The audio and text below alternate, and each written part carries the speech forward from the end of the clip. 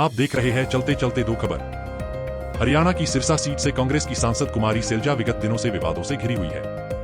हरियाणा के चुनाव में हुई हार के लिए हुड्डा ग्रुप कुमारी सैलजा को जिम्मेदार ठहराने की कोशिश कर रहा है। उत्तराखंड की प्रदेश प्रभारी के रूप में भी सैलजा के सामने एक बड़ी मुश्किल खड़ी हुई है। एक कार्यकर्ता ने सोनिया गांधी को पत्र लिखकर उत्तराखंड प्रदेश के सभी विधायकों सहित पूरी प्रदेश कार्यकारिणी को बर्खास्त करने की मांग उठा दी। सारा मामला समझने के लिए वीडियो अंत तक देखें।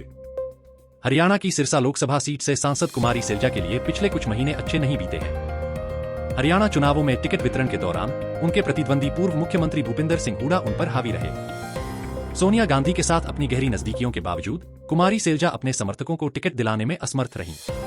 इसके चलते हिसार के सांसद जेपी से लेकर नारनौंद के वर्तमान कांग्रेस विधायक जस्सी पेटवाड़ की चुनावी रैली में एक समर्थक ने भी कुमारी सैलजा के टिकट वितरण में मिली असफलता का मजाक उड़ाया। कुमारी सैलजा की हरियाणा प्रदेश कांग्रेस की जीवन भर की सेवा के लिए उन्हें अंत में एक समर्थक द्वारा जाति सूचक संबोधन ही मिल पाए। फिलहाल कुमारी सैलजा उत्तराखंड प्रदेश कांग्रेस की प्रदेश प्रभारी है। उत्तराखंड कांग्रेस का हाल भी कुछ हरियाणा प्रदेश कांग्रेस के जैसा ही है। हरियाणा में जो भूमिका भूपेंद्र सिंह हुड्डा निभाते हैं, वही भूमिका उत्तराखंड में हरीश रावत और प्रीतम सिंह निभाते हैं। आजकल पूर्व प्रदेश अध्यक्ष गणेश गोदियाल और वर्तमान प्रदेश अध्यक्ष करण माहरा भी प्रदेश कांग्रेस में अपने प्रभुत्व की जंग पूरे मनोयोग से लड़ रहे हैं। जब सभी बड़े नेता आपस में रस्साकशी कर रहे हैं, तो भला वर्तमान नेता प्रतिपक्ष यशपाल आर्य क्यों पीछे रहेंगे? ये वो ही यशपाल आर्य है जो कभी हरीश रावत के बहुत करीबी माने जाते थे और 2016 में हरीश रावत की सरकार गिराने के लिए अपने दूसरे 9 विधायकों के साथ बीजेपी में चले गए थे। आज कांग्रेस आलाकमान ने अपनी ही सरकार गिराने के इनाम स्वरूप उन्हें प्रदेश में नेता प्रतिपक्ष की महत्वपूर्ण भूमिका से नवाज रखा है। इसलिए तो कहा जाता है कि राजनीति में कोई भी सदैव शत्रु या सदैव मित्र नहीं रहता है। कुमारी सैलजा को उत्तराखंड प्रदेश के प्रभारी के रूप में जिम्मेदारी लोकसभा चुनाव से ठीक पहले सौंपी गई थी। सूत्रों के अनुसार इसी समय लोकसभा टिकट वितरण के मुद्दे पर उनकी और प्रदेश अध्यक्ष करण माहरा की अनबन हो गई थी। हरिद्वार लोकसभा सीट से करण माहरा खुद चुनाव लड़ना चाहते थे, जबकि पूर्व मुख्यमंत्री हरीश रावत अपने बेटे वीरेंद्र रावत के लिए सांसद की टिकट चाहते थे। हरीश रावत के विरोधी, जो अब नए प्रदेश अध्यक्ष करण माहरा के भी विरोधी बन गए हैं, हरक सिंह रावत का समर्थन कर रहे थे। कहानी में तब एक और मोड़ आ गया जब खानपुर से निर्दलीय विधायक उमेश कुमार अचानक कुमारी सैलजा से मिलने दिल्ली पहुंच गए और उन्होंने भी हरिद्वार से कांग्रेस की टिकट लेने की इच्छा जताई। ये वही उमेश कुमार हैं जिन्होंने हरीश रावत का स्टिंग ऑपरेशन किया था, जो काफी चर्चित हुआ था। इसमें हरीश रावत को अपनी सरकार बचाने के लिए विधायकों की खरीद फरोख्त करते सुना गया था। हालांकि हरीश रावत ने हमेशा इस स्टिंग को गलत बताया और ऐसी किसी घटना के होने से इनकार ही किया। हरिद्वार लोकसभा सीट पर इन सभी प्रमुख नेताओं की दावेदारी और टिकट वितरण की रस्साकशी में करण माहरा और प्रदेश प्रभारी कुमारी सैलजा के बीच विवाद बढ़ने की खबरें सुर्खियों में छाई रही। हरियाणा चुनाव के व्यस्त समय के बीच भी कुमारी सैलजा ने समय निकालकर उत्तराखंड में करण माहरा द्वारा की गई सभी नियुक्तियों को रद्द करने की चिट्ठी जारी कर दी। इससे उन अटकलों को और ज्यादा बल मिला जिनमें यह संकेत था कि कुमारी सैलजा और करण माहरा के बीच सब कुछ सही नहीं है। हरियाणा के चुनाव में हार के प्रमुख कारणों में हुड्डा गुट के लोगों ने सीधे सीधे कुमारी सैलजा को जिम्मेदार ठहराया, क्योंकि उन्होंने लगभग 14 दिनों तक चुनाव प्रचार से दूरी बनाए रखी थी। इस दौरान कुमारी सैलजा के कांग्रेस से इस्तीफा देने की अफवाहें भी उड़ी। यहां तक कि हरियाणा के पूर्व मुख्यमंत्री मनोहर लाल खट्टर ने भी उन्हें बीजेपी में शामिल होने का न्योता दिया था। हालांकि हरियाणा के चुनाव परिणामों का उत्तराखंड कांग्रेस पर कोई खास प्रभाव नहीं पड़ेगा, लेकिन हरियाणा में हुए घटनाक्रम से कुमारी सैलजा की उत्तराखंड में प्रभारी के रूप में उनकी व्यक्तिगत छवि को नुकसान पहुंचने की संभावना है। हरियाणा चुनाव में हुई हार के कारणों के रूप में उन्हें दोषी माने जाने से उत्तराखंड में कांग्रेस के नेताओं को उनके खिलाफ मोर्चा खोलने का एक मुद्दा मिल गया है। कुमारी सैलजा की परेशानियां अभी भी समाप्त होती नहीं दिख रही है। उत्तराखंड रोजगार विधेयक के जरिए प्रदेश में 4 लाख नई नौकरियां सृजित करने के लिए संघर्षरत शरद शर्मा ने प्रदेश कांग्रेस के नेतृत्व पर एक के बाद एक कई खुलासे किए हैं। उन्होंने सोनिया गांधी को पत्र लिखकर सभी मौजूदा विधायकों से इस्तीफे की मांग की है। उन्होंने वर्तमान उत्तराखंड प्रदेश कांग्रेस समिति को भंग करने की भी मांग की है। इससे कुमारी सैलजा की मुश्किलें और भी बढ़ गई हैं। उत्तराखंड रोजगार विधेयक के मुद्दे पर शरद शर्मा ने कांग्रेस पार्टी के उच्च नेतृत्व पर गंभीर प्रश्न उठाए हैं। सोनिया गांधी को पत्र लिखकर पार्टी के सभी विधायकों से इस्तीफा मांगने की बात कही है और इन विधायकों तथा प्रदेश पदाधिकारियों को चूड़ी के सेट और मेकअप किट भेंट करने की इच्छा भी व्यक्त की है। शरद शर्मा ने उत्तराखंड रोजगार विधेयक का समर्थन करते हुए प्रदेश कांग्रेस के शीर्ष नेताओं के साथ अपनी तस्वीरें जारी की।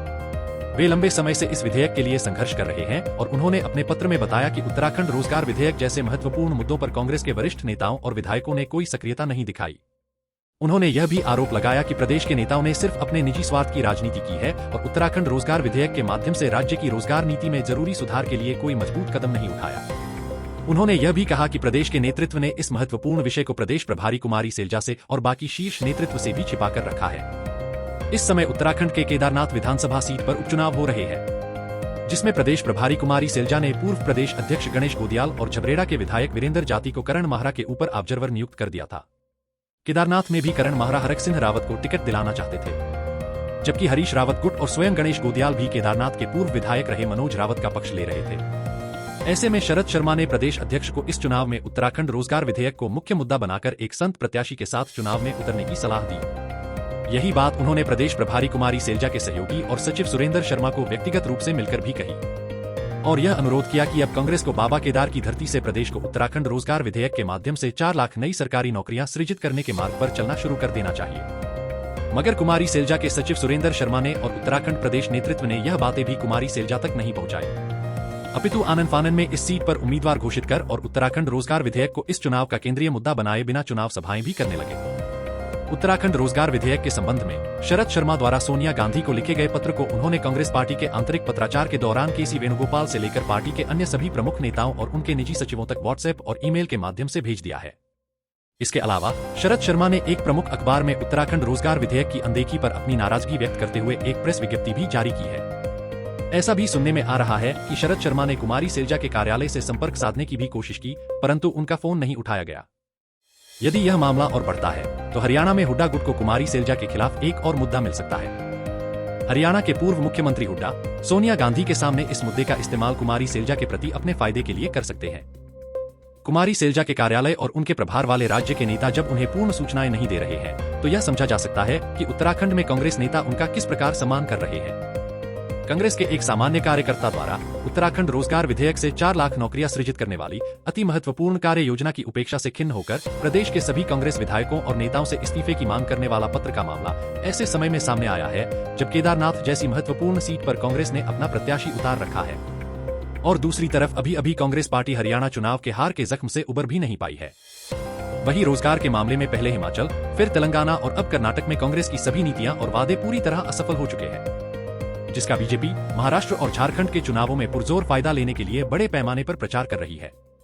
ऐसी विकट परिस्थितियों में कुमारी सैलजा क्या करेंगी ये तो आने वाला समय ही बताएगा, परंतु जिस प्रकार से राजनीति के गलियारे से आभास मिल रहे हैं उससे तो यही लगता है कि कुमारी सैलजा इस मामले में भी चुप्पी ही साधने वाली है।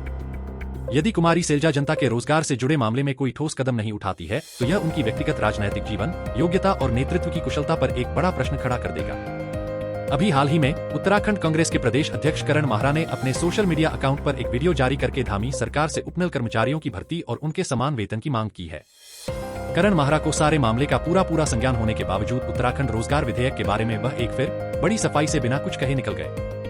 शर्मा ने करण माहरा पर आरोप लगाते हुए कहा कि उत्तराखंड रोजगार विधेयक को 2024 के लोकसभा चुनाव से पहले उत्तराखंड की विधानसभा में पेश कर दिया जाना था, परंतु प्रदेश अध्यक्ष करण माहरा ने न जाने किन कारणों से इसे लटका दिया।